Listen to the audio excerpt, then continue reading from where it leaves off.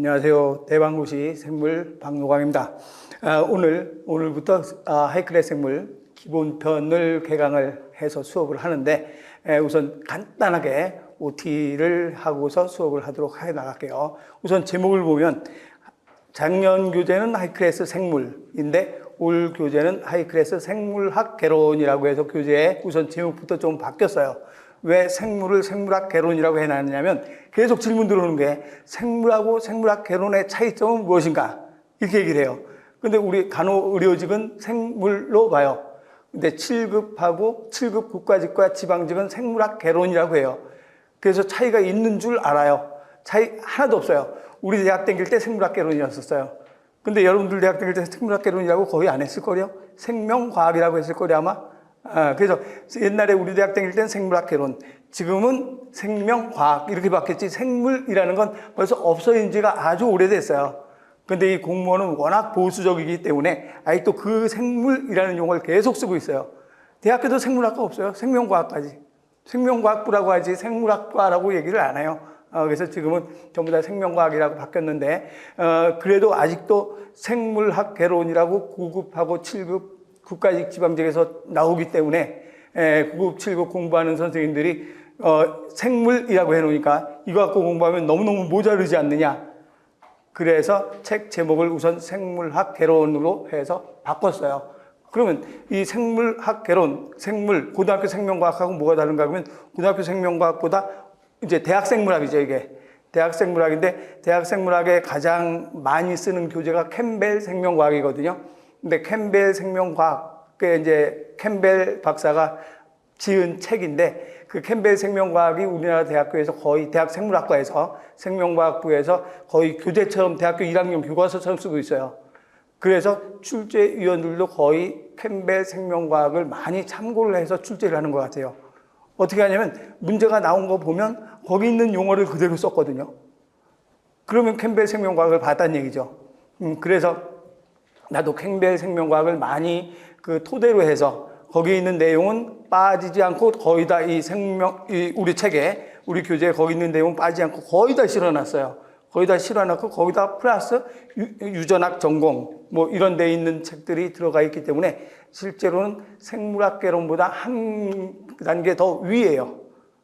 내용이. 그래서 어느 정도 나올지 모르지만 근데 여태까지 서울이나 경기나 경북 이런 데 쭉 해서 시험을 봤는데 이제 서울은 서울의 간호직 의료직 말고 간호직은 이제 생물이 아니라 이제 국어, 영어, 역사로 바뀌었기 때문에 이제 우리 의료기술직에서만 이제 서울은 시험을 보거든요. 그래서 그래도 그 서울시를 제외한 나머지들 중에서도 거의 빠져나가지 않도록 모든 단원이나 모든 내용을 다 수록해 놨어요. 그런데 내가 딱 하나 경기도 11월 달에 시험 보는 거 있어요. 그게 한 2, 3년째 되게 이상한 거 한두 개가 나와요. 정말 이상한 문제. 이거는 뭐 어느 누구도 적중을 못하는 그런 거 한두 개가 나오니까 그걸 제외하고는 거의 뭐 다 100% 적중을 하고 있어요. 그래서 여러분들은 생물학 개론은 생물이다라고 생각을 하고서 공부하면 돼요. 그리고 강의는 아주 쉽게 강의해요. 제일 쉽게 강의하는데 쉽게 강의하지만 처음 강의를 들어보면 이렇게 쉬운 강의를 하면 이거 갖고 시험 볼 수 있는가? 굉장히 어려워져요. 나중에 쉬운 데서부터 굉장히 깊게 나가서 지금 바로 얘기했던 캠벨 생명과학 이상의 수준으로 강의가 들어가요. 그리고 또 질문 많이 들어온 거 작년 교재하고 다른 점 뭔가 그러면 작년 교재보다 페이지 수는 작년 교재하고 똑같아요. 그러니까 내가 24페이지 피세요. 그러면 24페이지 작년 교재하고 똑같아. 근데 뭐가 업그레이드 됐는가 그러면 날개 부분에 우리 책에 보면 이렇게 돼서 책을 이렇게 피면 본문 내용이 있고 여기 날개가 있거든요. 본문 내용이 있고 여기 날개가 있고 요 날개 부분에 추가를 시켜놨어요.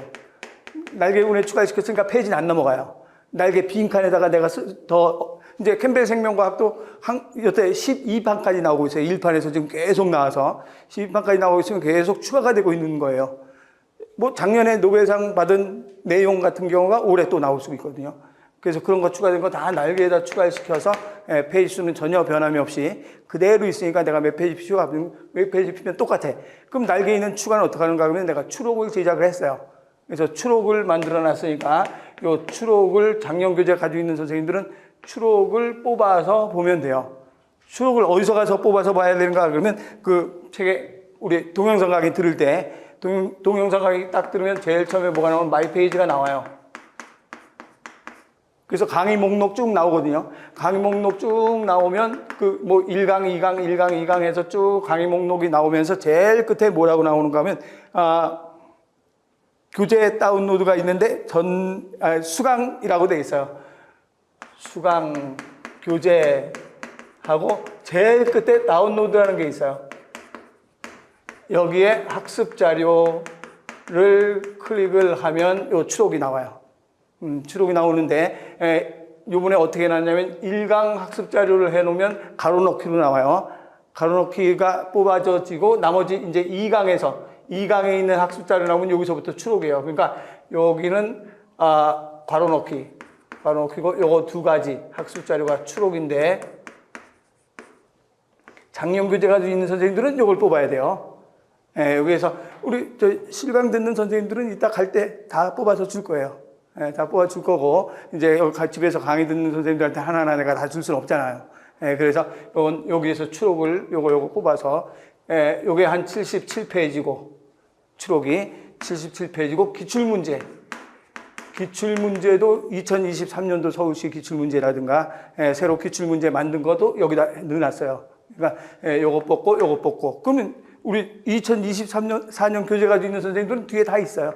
기출문제 다 있고. 그래서 작년보다 이제 기출문제가 바뀐 게 뭐가 바뀌었냐면 작년엔 뒤에다가 서울시 기출문제만 쫙 실어놨거든요. 서울시 기출문제만 쭉 실어놨는데 올해는 서울시 말고 이제 생물학개론으로 명칭도 바꿨으니까 그래서 기출문제를 3년간 서울시 3년간 7급 국가직 3년간 7급 지방직 3년간 기출문제를 쫙 여기다 수록을 해놨어. 그래서 기출문제가 작년 교재보다 완전히 바뀐 게 서울시 그러니까 작년 교재 서울시 것도 한 7, 8년간인데 그냥 3년간 걸로 줄이고 그 다음에 7급 국가직, 7급 지방직 3년간 해서 기출문제 쭉 제일 뒤에다가 해놨어요. 이건 지금 교재에는 없고 심화편 교재에 봐야 있어요. 기본편 교재 말고 심화편 교재 제일 뒤에 보면 여기 있어요. 그래서 이 기출문제를 추록으로 다 해놨으니까 이걸 뽑아서 쓰면 돼요. 그리고 여기 있는 학습자료 이거는 이제 작년 교재나 올해 교재나 다 모든 수강생들이 다 이건 해야 돼요. 이건 뽑아서 공부를 하고, 그건 이제 가로넣기니까 복습용이에요. 네, 그렇게 해서 추록을 뽑아서 공부를 하도록 하고, 그 다음에 또 하나 맨 뒤에, 그러니까 뭐 예를 들어서 어떤 단어가 있을 때, 용어가 있을 때 이 용어가 어디에 있는가, 어느 페이지에 있는지 모를 때가 있어요. 그래서 찾아보기 만들어 놨거든요. 그래서 항상 좀 단어를 봤을 때 모르는 단어가 나왔다 그러면 제일 뒤에 보면 찾아보기가 있어요. 그 찾아보기로 해서 쭉 목록을 찾아보면 여러분들이 필요한 용어를 찾을 수가 있으니까 그것도 Q&A 딱 들어오거든요. 이게 피톤치드가 책 몇 페이지에 나오냐고 이렇게 물어보면 사실 여러분들 이 피톤치드 책 몇 페이지에 찾을지 모르잖아요. 뒤에 찾아보기 있으면 몇 페이지 나와요. 그래서 그렇게 찾아보기로 해서 해놨으니까 그걸로 공부하도록 하고, 그 다음에, 이 공무원 생물에 내가, 요 책을 지금 이제 이게 11판인가 그럴 거예요. 11판인가 되는데 이 책을 바이블 같이 쓰려고 해요. 그래서 이제 내가 강의를 안 하더라도 우리 박태양 선생도 이 책으로 강의를 할 거예요. 그래서 이 책은 아주 한참 동안은 없어지지 않을 책. 그래서 그 바이블 같이 만들려고 캠벨도 마찬가지예요. 캠벨 교수님도 박사님도 2004년인가 타계했는데 지금까지도 대학교에서 캠벨 생명과학을 계속 교과서처럼 쓰고 있는 이유는 그 후배들이 계속 업그레이드 시켜서 그래요. 그래서 지금까지도 거의 독보적으로 생명과학의 1위 자리를 가지고 있어요. 그래서 나도 이 하이클의 생물, 거의 공무원 생물의 1위 자리를 오랫동안 유지하려고 아주 심혈을 기울여서 만든 책이에요. 그러니까 책을 믿고 따르면 돼요. 그리고 제 강의는 예습 강의는 절대 아니에요. 제 강의 한번 들어본 사람은 알지만 예습이 아니고 제 강의는 복습이에요. 무조건 그냥 오면 돼요. 그냥 책만 들고 오면 돼요. 그리고 집에 가서 복습할 때는 요 가로넣기 학습 자료 이 가로넣기 꼼꼼하게 해놨어요. 전부 다 가로넣기 하고 OX 문제로 꼼꼼하게 해놨기 때문에 이거 한번 쭉 풀어보면 복습 끝이에요. 그 정도로 내가 해놨으니까 매강 나가요. 그렇게 해서 복습을 하도록 하지. 예습 위주 절대로 아니고, 예습하려면 시간 어마어마하게 걸리죠. 복습할 땐 시간 금방 걸리잖아요. 어떤 게 한번 배웠으니까. 그래서 복습 위주로 공부하면 돼요. 그리고 강의 진행은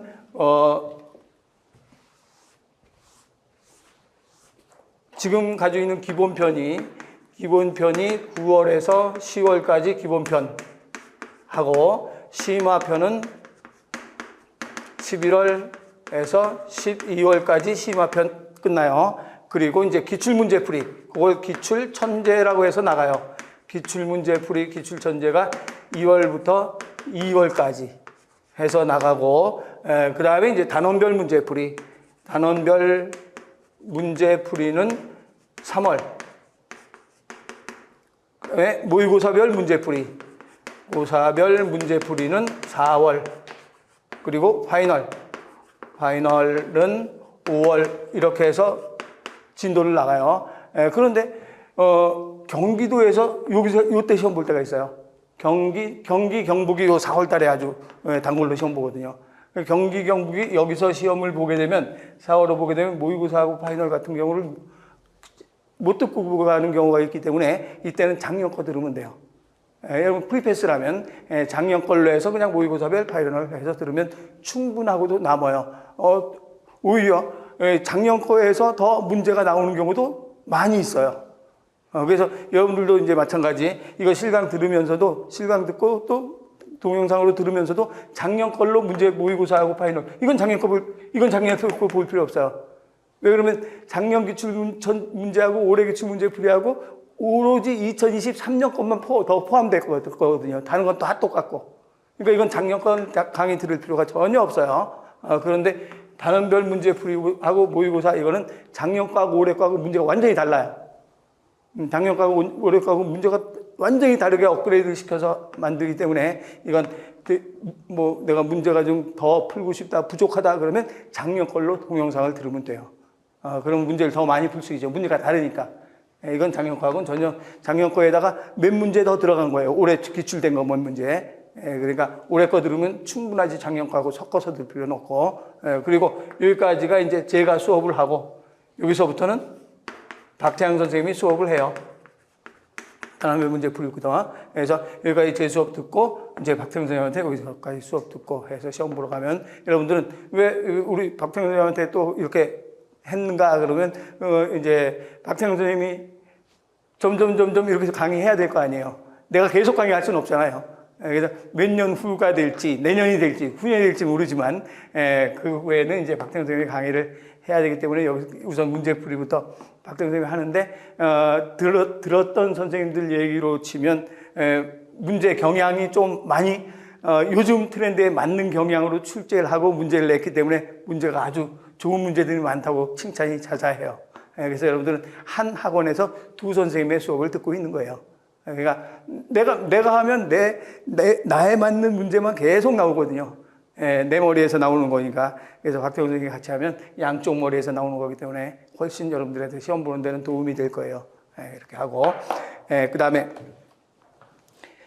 하나 더 이제 설명할게. 지방 전남이나 또는 광주 이런 데서 보는 선생님들은 충분히 이건 해야 돼요.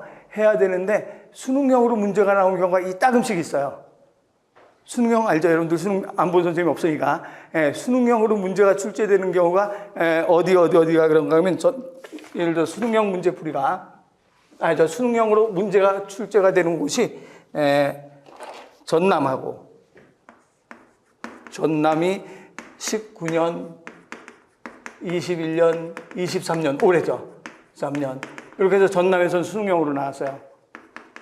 수능형으로 문제가 출제가 된 게 전남하고, 또 전북은 17년하고 19년. 19년이고, 광주는 19년, 22년. 광주는 19년하고 22년. 하고, 부산은 20년. 이게 수능형으로 나왔어요.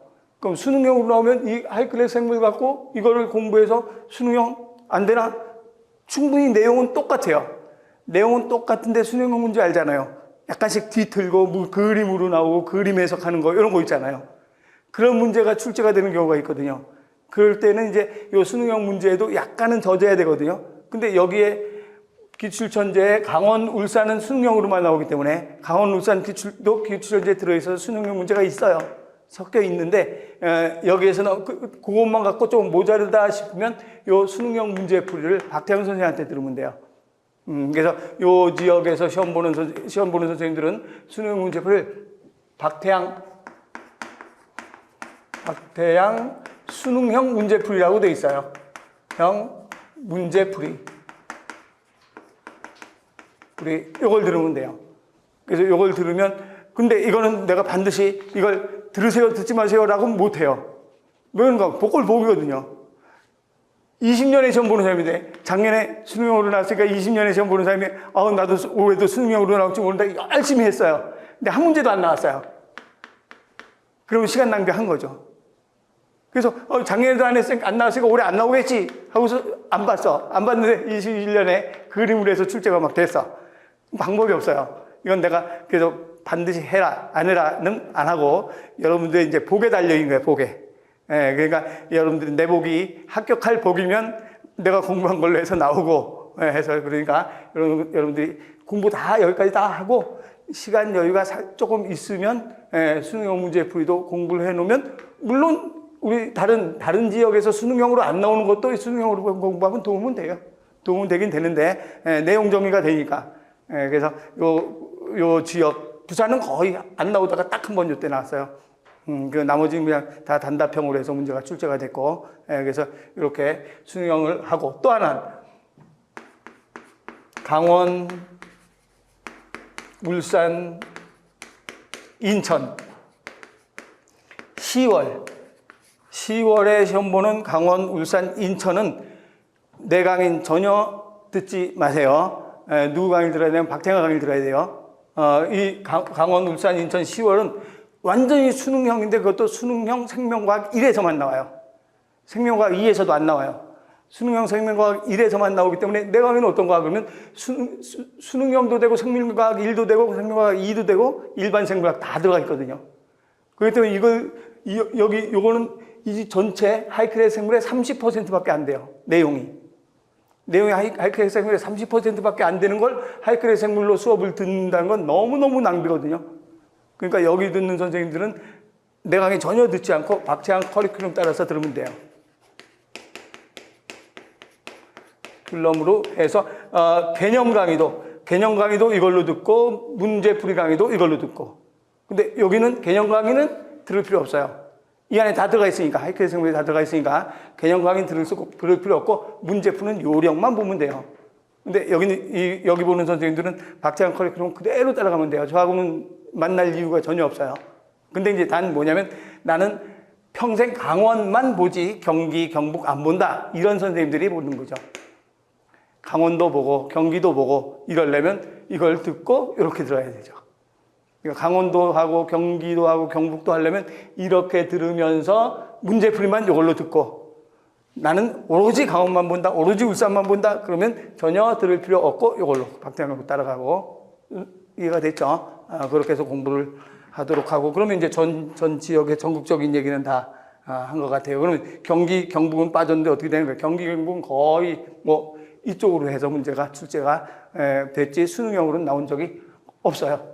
100% 수능형으로 나온 적은 없어요. 한두 문제가 수능형에 껴있는 경우는 있죠. 근데 100% 수능형 문제가 경기, 경북 나온 적이 없고 여기서만 이따금씩 이렇게 나올 때가 있다는 얘기죠. 그렇게 하고 그러면 이제 이 정도 하면 제가 하고 싶은 얘기는 다 했고 이제 우리 책을 어느 식으로 해서 이제 공부를 해 나가는가 그러면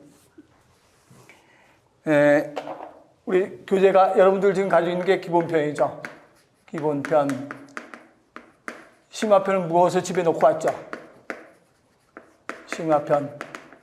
이렇게 나누는데 책이 이렇게 7단원이에요. 분자세포부터 생태학까지 7단원인데 기본편이 어떻게 되어 있는가 하면 1단원 기본편이 있어요. 2단원 기본편에 있고 그 다음에 5단원이 기본편에 있고, 그 다음에 7단원이 기본편에 있어요. 그래서 기본편 목차를 보면, 거기 한번 목차를 한번 쭉 보세요. 제일, 좀 몇 페이지 넘어가다 보면 목차가 나오는데, 기본편에 보니까 1단원 나오고, 2단원 나오고, 3단원이 갑자기 5단원이에요. 1단원, 2단원하고 갑자기 5단원 동물생략이 나와서 왜 이렇게 됐는가 그러면 기본편은 이것만 집어넣어서 우선 기본편에다가 집어넣고 그 다음에 이제 심화편, 그 옆에 보면 심화편 나오죠. 심화편은 1단원, 2단원, 3단원, 4단원,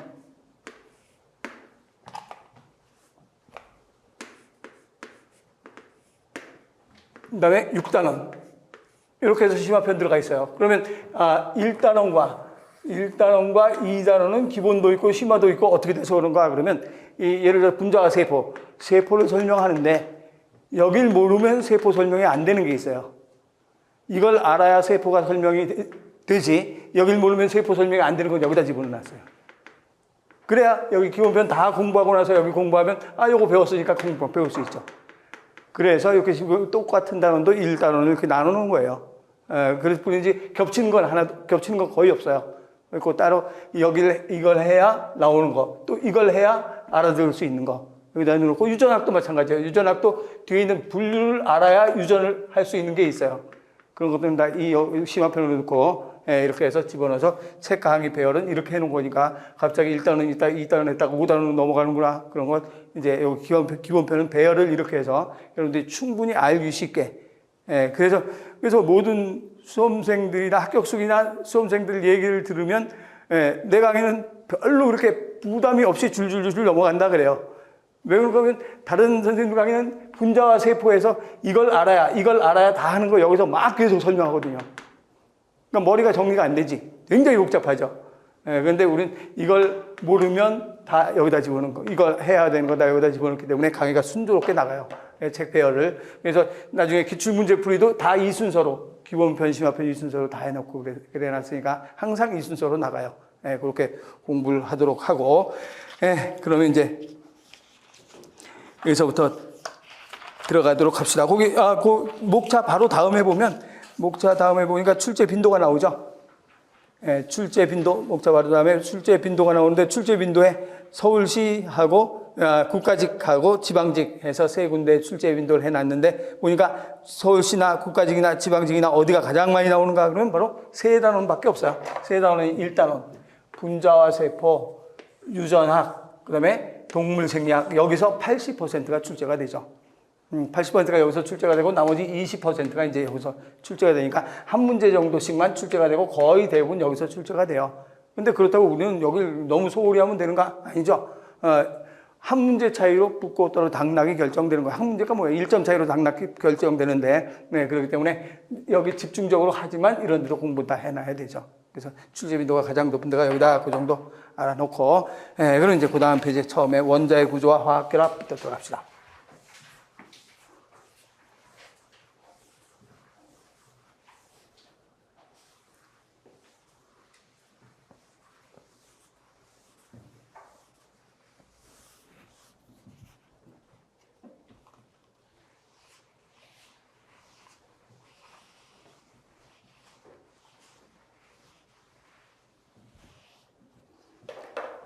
제가 먼저 17페이지요. 원자의 구조. 그러면 우리가 예를 들어서 세포, 생명체를 구성하는 우리 몸도 세포로 구성되어 있어요.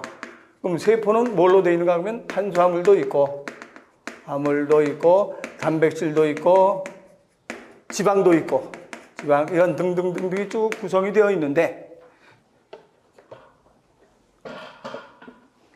탄수화물, 단백질, 지방 등등 되어 있는데 탄수화물은 뭘로 되어 있는가? 그러면 탄소, 수소, 산소 이렇게 구성되어 있죠.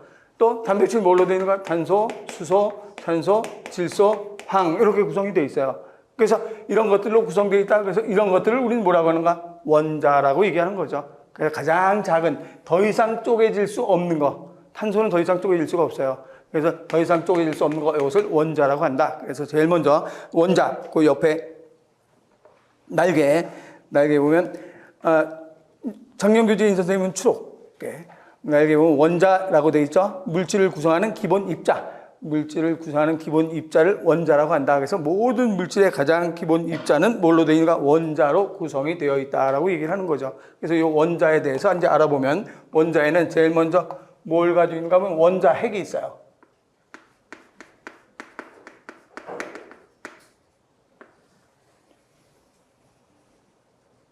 원자 핵이 있는데 원자 핵에는 뭘 가지고 있는가 하면 양성자. 양성자가 있고 양성자 하고 뭐가 있는가? 중성자가 있어요.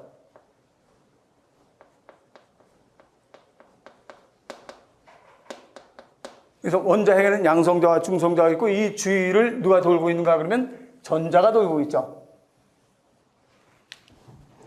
주위를 전자가 돌고 있다. 이게 원자예요. 그래서 원자에는 뭘로 구성되어 있는가 하면 양성자와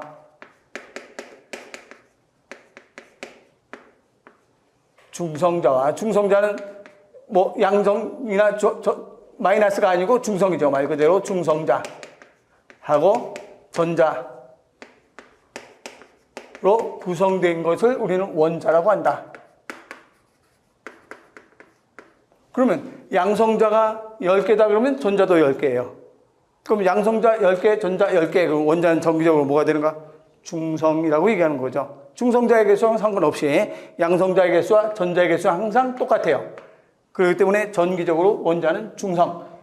전기적으로 중성이다라고 얘기를 하죠. 왜 그런가 하면 양성자 수와 전자의 수가 똑같기 때문에. 그런데 이러한 원자의 무게를 달 때 어떻게 무게를 다는가 하면 원자의 질량은 양성자 수와 중성자 수, 양성자 수와 중성자 수 요거를 원자의 질량이라 그래서 질량수라 그래요. 질량수. 다른 말로 원자의 질량, 원자량이라고 하죠. 그러면 질량수, 원자량은 양성자, 양성자 수와 중성자 수만 계산한다? 그럼 전자 왜 계산 안 하는가? 워낙 가벼워서 전자의 무게는 무시하죠. 양성자와 중성자 수만 따져요. 그러니까 예를 들어서 전자는 우리가 몸무게 달러 저울에 올라가서 저울에 몸무게 달러 딱 올라가서 몸무게를 달고 있는데 팔이 한 마리가 앉았어. 팔이 한 마리 앉았다고 해서 내 몸무게 늘어나는 거 아니거든요. 100마리가 앉아있어도 몸무게 절대로 안 늘어나요. 그래서 전자는 100개가 떠돌아다녀도 전자는 절대로 무게에 관계가 없어요. 구름 위에 떠돌아다니는 거거든요. 그래서 원자의 질량은 양성자 수와 중성자 수만 원자의 질량으로 따진다. 질량수라고 한다라고 얘기하죠. 그런데 이 원자가 굉장히 많거든요. 그래서 이게 100종이 넘으니까 100종이 넘는 원자가 있는데 이거를 어떻게 정리해놔야 되는가 해서 보니까 이 모든 원자, 탄소, 수소, 산소 이 원자들의 양성자 수가 원자마다 다 달라요. 겹치는 원자가 하나도 없어요. 양성자 수가 원자마다 탄소의 원자, 양성자 수, 수소, 산소, 양성자 수가 다 다르지 겹치는 게 없기 때문에 양성자 수를 가지고 번호를 매겨야 되겠다. 우리가 이제 처음에 학년 올라가잖아요. 학년 올라가면 30명 앉아있어. 30명 앉아있는데 30명을 그냥 놔두면 누가 누군지 정리가 안 되잖아요. 그래서 항상 학교 처음에 입학하거나 학년 올라가거나 그러면 우선 제일 받는 게 뭔가 번호를 받는 거죠. 1번 누구, 2번 누구. 그래서 1번에서 30번까지 쫙 번호를 매기면 15번 나와 그러면 15번 딱 일어나잖아요. 3번 일어나, 3번 일어나죠. 그래서 번호를 매기면 딱 정리가 돼, 체계가 잡히는 거예요. 그래서 어떤 걸로 번호를 매기는가 하면 원자 번호는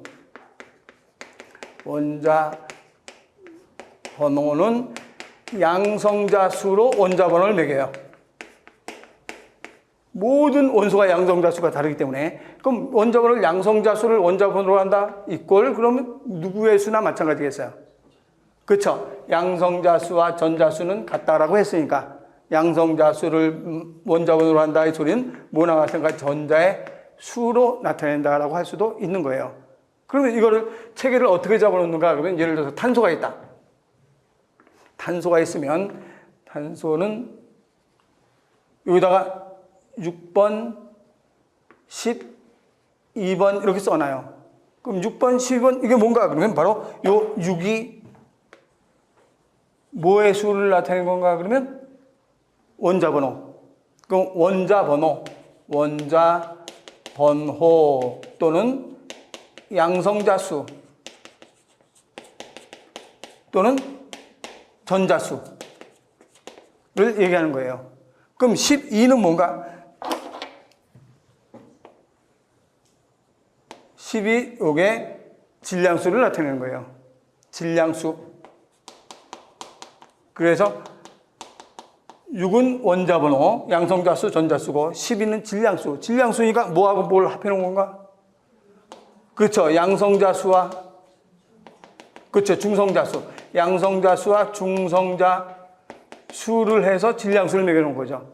그래서 문제 나올 때 어떻게 나올 수 있는가? 그러면 C, 6, 12 해놓고 원자번호는 6번이고 양성자수 몇 개냐? 중성자수 몇 개냐? 전자수 몇 개냐? 이렇게 해서 문제가 나와요.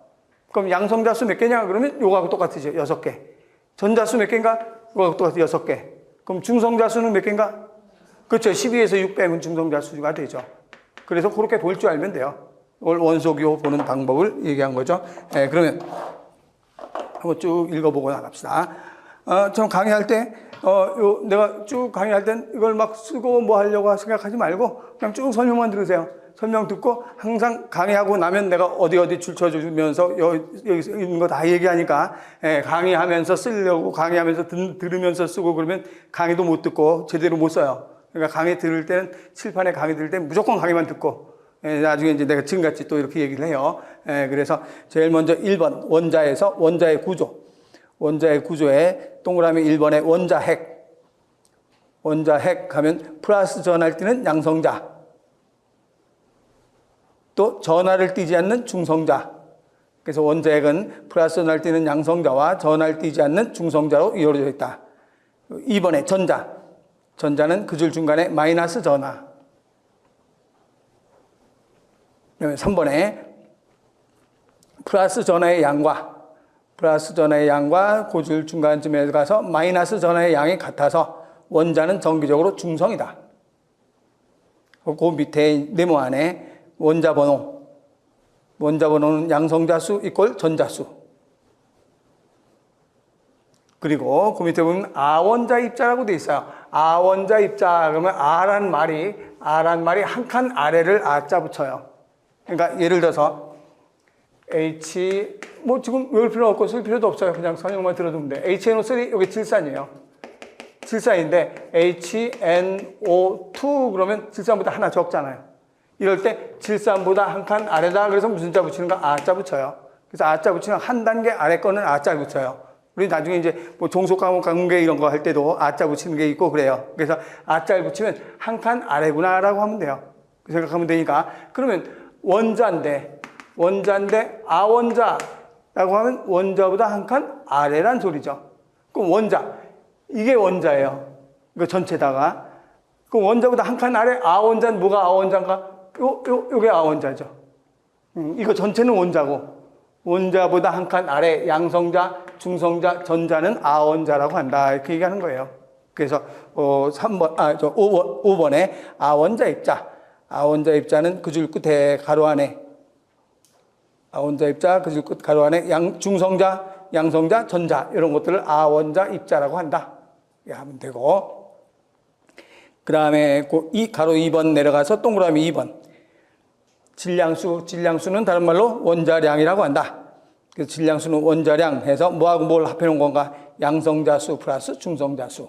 그걸 질량수. 하고 그 밑에 3번에 원자의 표시 방법 나와 있죠.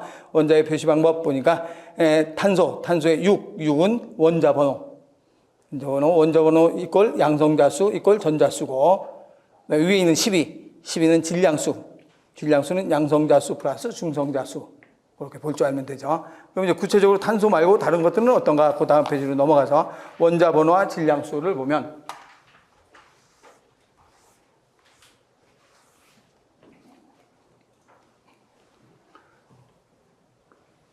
원자 번호, 양성자수, 중성자수,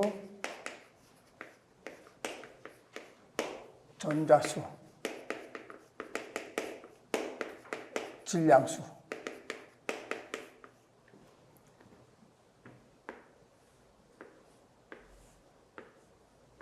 이렇게 돼 있어요. 수소.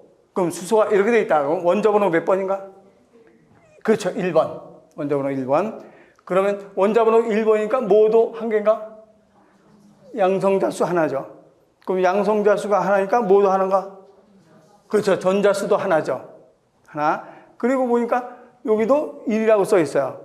그럼 무슨 수가 1이라는 소리인가? 그렇죠. 질량수가 1이라는 소리가 되는 거죠. 그럼 이제 남은 거, 요거 남았네. 그럼 중성자수는 뭐하고 뭐가 되는가 하면 양성자수와 중성자수, 요게 원자핵이잖아요. 이게 원자핵이니까 원자핵의 양성자수, 중성자수인데 이게 질량수가 되죠. 그러면 중성자수는 몇 개라는 소린가? 그렇죠. 없다는 얘기가 되는 거죠. 이렇게 쓸 수 있으면 돼요. 그래서 여러분들은 이걸 보고 이렇게 다 찾을 수 있으면 된다 이 소리예요. 예를 들어서 C, 탄소. 탄소는 6번 12예요. 이렇게 쓸 수 있죠. 그러면 원자번호 몇 번인가? 6번. 네, 원자번호 6번이니까 뭐가 6개 있나? 그렇죠. 양성자수 6개 있죠. 그럼 또 뭐 6개 있어야 되는가? 전자수도 6개 있어야 되고. 그 다음에 6에 여기 얼마 나와 있는가? 12가 나와 있으니까 뭐가 10이라는 소린가? 질량수 10이죠. 그러면 양성자수하고 중성자수 합한 게 질량수가 되니까, 원자핵의 질량이니까 이게 몇 개가 되는가?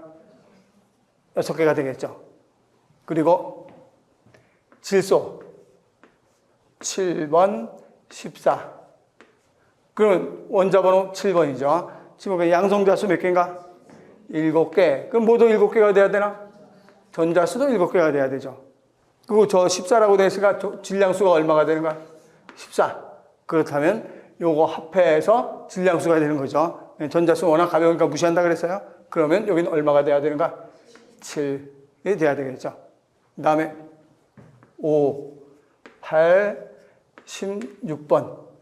그럼 여기 몇 번인가? 8번. 그럼 양성자수가 그렇지 8개.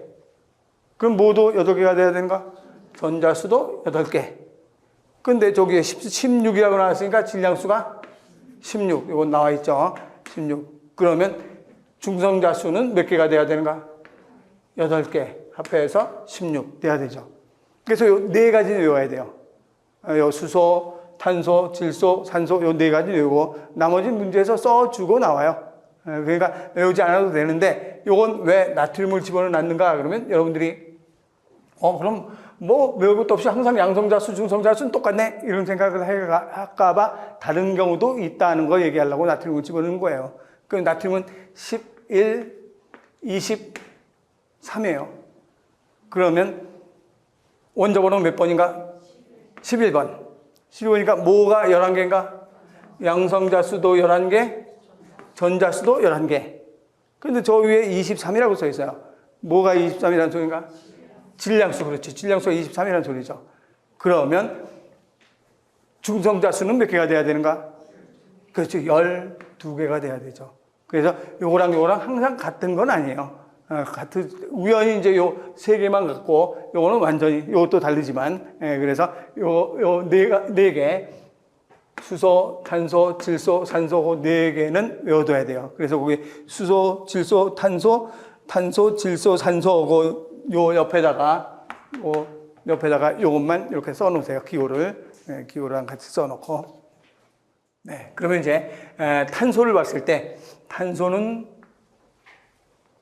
6번, 12번, 이런데 어떤 게 있는가 하면 탄소가 6번, 14번, 이런 게 있어요. 그럼 분명히 60인데, 14짜리가 있다? 어떻게 된 건가? 그러면 이 14라는 말은 뭐의 수가 다르다는 소리예요. 이거하고 뭐의 수가 다른가? 그렇죠. 질량수가 달라요. 질량수가 다르면 양성자수, 전자수, 중성자수 중에서 뭐가 다른가? 중성자수가 다르죠. 이렇게 놓으면 양성자수 몇 개가 되는가? 몇 개예요? 6개. 전자수도 6개. 근데 중성자수 몇 개가 되는가? 그렇죠. 빼니까 6개가 됐어요. 그런데 이거 보니까 양성자수 몇 개가 되는가? 6개. 전자수 6개. 그런데 중성자수가 몇 개가 되는가? 8개가 된 거죠. 그래서 이거는 절대로 바뀔 수가 없어요. 번호 학급 올라가서 내가 22번이다. 그러면 그 학년 마칠 때까지 평생 22번이지 중간에 23번 되는 경우는 절대로 없잖아요. 누가 한 명 전학 가도 나는 계속 22번이야. 그렇기 때문에 번호는 절대로 바뀔 수가 없어요. 그래서 이거는 절대로 바뀌지 않고 중성자 수가 달라진 거죠. 왜 그런가 그러면 여기서 원래 탄소가 양성자 6개 있고 중성자 6개 있고 요게 탄소인데 이게 정상적인 탄소죠. 그런데 양성자가 6개 있고 중성자가 8개 있고 이런 모양이 됐으니까 얘는 불안정한 거죠. 두 개가 튕겨 나가려고 그래요. 두 개가 튕겨 나가려다 보니까 이게 붕괴가 되는 거죠. 붕괴가 되면서 만약에 이게 방사선을 띄웠다 그러면 방사선 붕괴가 일어나서 이게 위치가 어디로 가 있는가 찾을 수 있는 거지. 그래서 양성자 수는 같지만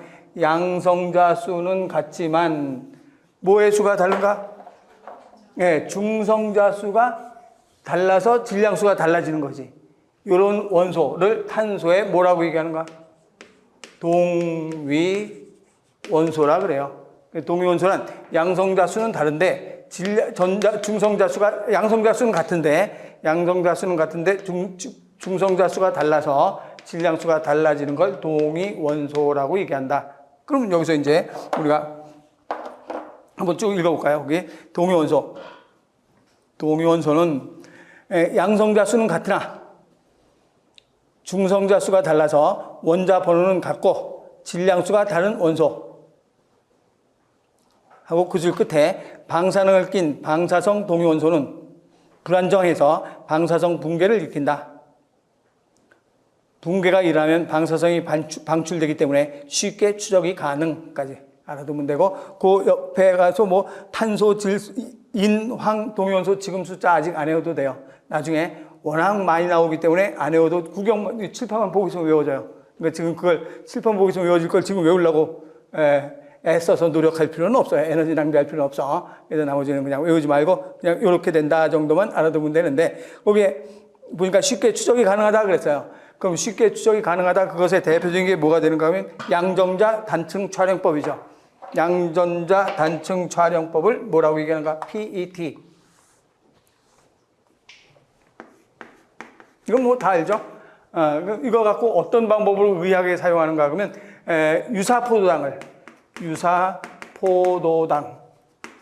포도당이 C6H12O6가 포도당인데 지금 안 외워도 돼요. 꼭 반드시 외워야 되지만 들여다보면 보고 있으면 외워져요. 여기서 탄소는 원래 얼마짜리인가 그러면 6, 10인데 요거를 얼마짜리 집어넣는 거예요? 6, 11짜리 탄소를 집어넣는 거예요.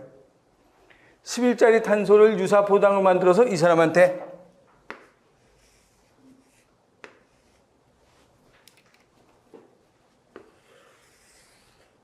주입을 하는 거죠.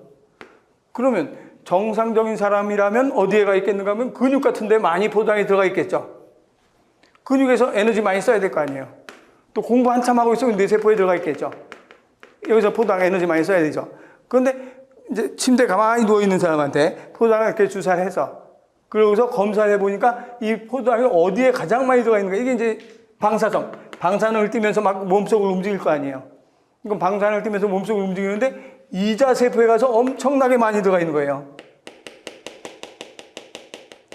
그럼 이자세포에서 포당을 많이 사용한다는 소리, 물질 대사가 활발하다? 그럼 여기서 세포 운율이 왕성하다는 소리죠. 암세포가 있다는 걸 알 수가 있는 거지. 그래서 이렇게 특정 세포가, 특정 포당이 가 있지 않아도 될 곳에 굉장히 많이 들어가 있다. 그러면 여기에 이 방사성 동위원소 가지고 추적을 해서 알아보는 거, 이걸 바로 뭐라고 하는가? PET라고 얘기하는 거죠. 그래서 이런 방법으로 사용을 한다. 이게 바로 동위원소, 동위원소 얘기하는 거죠. 그리고 그 옆에 날개 PET, 양전자 방출 단층 촬영. 이거는 동위원소로 표시된 포당 유사 물질을 혈관에 주입하면 암세포와 같이 포당 대사가 활발한 부위에 가장 많이 모여든다. 이걸 알아보는 게 바로 PET라고 얘기한다. 이렇게 얘기하는 거죠. PET고. 그 다음에 그 밑에 가서 원자원소는 여러분들 구별 안 해도 돼요. 문제 나올 때 시험 문제 원자, 원소 구별하는 문제는 없어요. 정확한 경계선도 없지만 구별하는 문제 안 나오는데 어떨 땐 원자라고 나오고 어떨 땐 원소라고 나오고 막 이렇게 나오니까 여러분들이 혼동될까봐 내가 얘기한 거예요. 그냥 여러분들은 원자로 나오거나 원소로 나오거나 그냥 갖다 하면 돼요. 근데 이제 정확한 차이점 뭔가 그러면 이건 탄소 뭐라 그래요? 원자라고 해도 되고 원소라고 해도 돼요. 탄소 원자, 탄소 원소. 그런데 얘 둘을 놓고 볼 땐 두 개 놓고 봐서 이걸 원자라고는 하지 않죠. 탄소 원자. 그러니까 이거 원자 따로 있고 이런 원자 따로 있죠. 그걸 합해서 그냥 원소라고 하는 거예요. 그래서 원자는 그냥 입자를 얘기하는 거고 원소는 성분을 얘기하는 성분. 탄소의 성분. 그래서 뭐 정확하게 구별하려고 애쓸 필요는 없고 앞으로 원자가 나왔다가 어떨 땐 원소가 나왔다가 막 이렇게 나오면 그냥 같은 말이구나 생각하고 그냥 풀면 돼요. 그래서 정확하게 구별은 그 옆에 해놨는데 그건 외우려고 할 필요 없어요. 그러니까 줄칠 필요 없고 그냥 이렇구나 정도만 알면 돼요. 그래서 원자란 말은 물질을 구성하는 기본 입자로 더 이상 다른 물질로 분해되지 않는 입자 원자예요. 근데 원소는 같은 종류의 원자들로 이루어져 있으며 동위원소 같은 거. 같은 종류의 원자들로 이루어졌죠. 탄소 원자, 동위원소잖아요. 그래서 같은 종류의 원자들로 이루어져 있으며 하나의 고유한 성질을 나타내는 물질을 원소라고 한다. 그 정도. 그냥 원자, 원소는 혼용해서 쓸 수 있다 정도만 알고 있으면 돼요. 구별하는 문제 나올 리가 없으니까. 그래서 원소. 그래서 그 밑에 날개, 그 밑에 보니까 원소가 물질의 종류를 가리키는 용어라면, 그럼 탄소, 원소. 6번짜리 탄소의 동위원소도 있다 이 소리죠. 물질의 종류를 나타내는 용어라면 원자는 물질을 구성하는 입자, 알갱이를 가리키는 용어이다. 그래서 원자, 원소는 뭐 줄칠 필요는 없고 그냥 원자, 원소다 같은 말이다 정도 알고 있으면 돼요. 그래서 그 구별해서 할 필요 없고 이렇게 해서 이제 원자에 대해서 했어요. 근데 원자 말고 이온이란 뭔가를 알아보면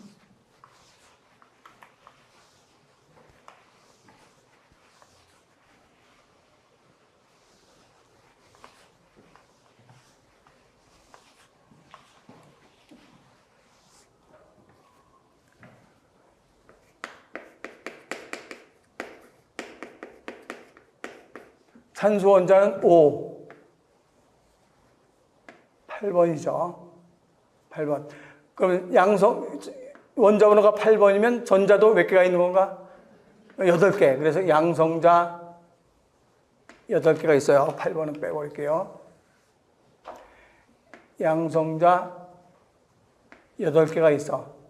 중성자 안 쓰고 중성자도 8개지만 그런데 전자가 몇 개가 있는 건가? 그러면 전자도 8개 있어야 되죠.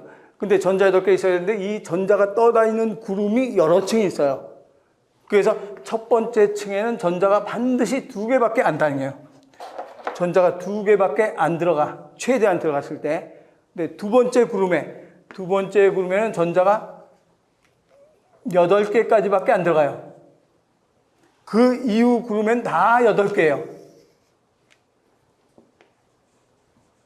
그래서 제일 안쪽엔 2개, 그 다음에 8개씩만 채워줘야 이 원자가 안정돼 있어요. 그래서 원자가 안정돼 있다 그러면 제일 안쪽엔 2개, 8개가 있어야 안정돼 있다라고 얘기를 해요. 그래서 이 8개가 안 되면 안정되게 8개를 채우려고 노력을 해요. 이 원자들이. 그래서 꼭 바깥쪽에 8개를 채우고 다녀야 편안하게 다닌다 해서 8개를 채우려고 노력을 하는데 제일 끝에 있는 전자가 8개가 되는 게 가장 안정하다. 이것을 옥텟 규칙이라고 얘기해요. 8개가 돼야 안정하다. 그런데 2개가 될 수도 있고 없을 수도 있어요. 그래야 안정하게 된다라고 얘기하죠. 그것을 8개는 옥텟 규칙이고 그것만 먼저 읽어보고 나갈게요. 1번에 옥텟 규칙. 옥텟 규칙은 세 번째 줄에 중간에 전자를 잃거나 얻어서 마지막 껍질의 전자가 8개가 되는 경향성을 옥텟 규칙. 그래서 옥텟 규칙은 무조건 끝에가 8개가 된다. 옥텟 규칙인데, 이제 옥텟 규칙과는 상관없이 8개가 돼도 안정하지만 몇 개가 돼도 안정한가? 2개가 돼도 안정하고 없어도 안정한 거예요. 그래서 그 옆에 날개, 그건 줄쳐놓고, 날개 보니까 원자들은 전자를 잃거나 얻어서 마지막 껍질의 전자가 없거나 또는 2개, 또 그 밑에 줄에 8개. 그래서 없거나 2개, 8개를 가져서 안정되는 성질을 가지고 있다. 그런 성질인데 옥텟 규칙은 8개가 돼야 안정하다는 게 옥텟 규칙이고, 그런데 이제 실제로 안정하려면 없거나 2개나 8개가 돼야 된다 이 소리예요. 그래야 안정하다. 그럼 이거 한번 찾아볼게요. 산소. 산소는 제일 안쪽에 우선 안쪽 구름에 몇 개가 있는가? 2개. 그 다음 쪽 구름에 몇 개가 있나? 그러면 하나, 둘, 셋, 넷, 다섯, 여섯. 그러면 2개에다가 6개니까 8개 딱 맞잖아요. 8개. 그러면 여기서 얘 지금 안정해요, 불안정해요? 불안정해요. 8개를 채우고 싶어 하거든요. 8개를 채우고 싶어서 돌아다니까 불안정한 상태로 있는 거예요. 그러면 8개 채우거나, 그러니까 2개 없거나 2개거나 8개거나, 그럼 요 6개를 버리면 2개가 되는 거지. 근데 다른 데서 2개 얻어오면 또 8개 되는 거죠. 어떤 게 더 쉬운가? 2개 얻어오는 게 더 빠르죠. 그래서 얘는 항상 어디서 전자 2개가 돌아다니나 그것만 찾으러 다니는 거예요. 그래서 어디선가 전자를 2개를 얻어와요.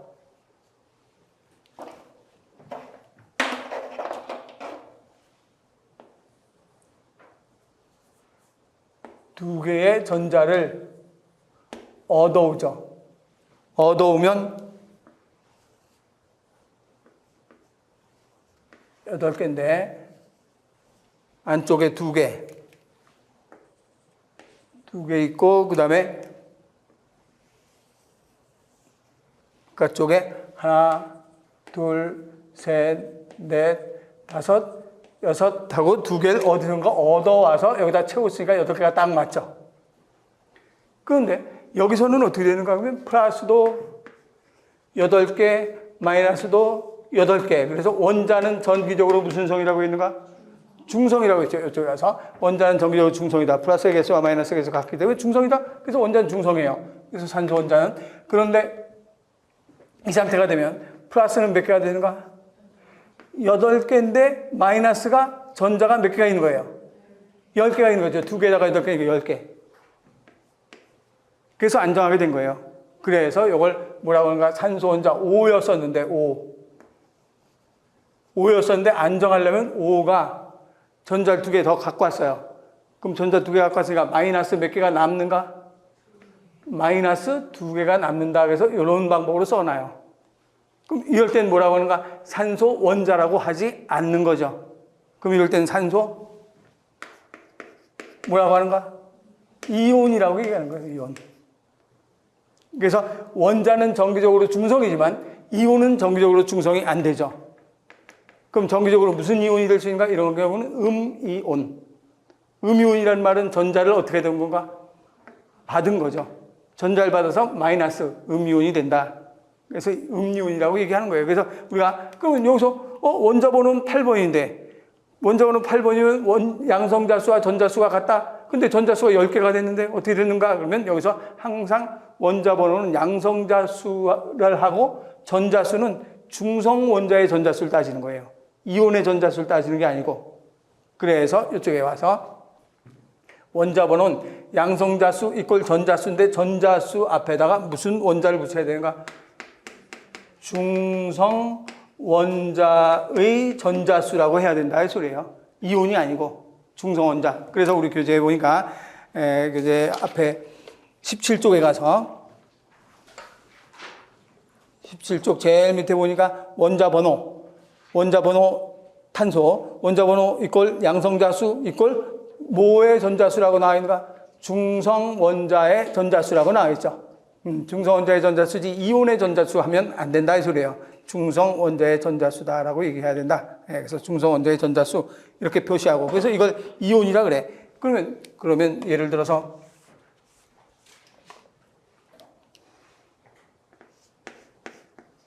나트륨.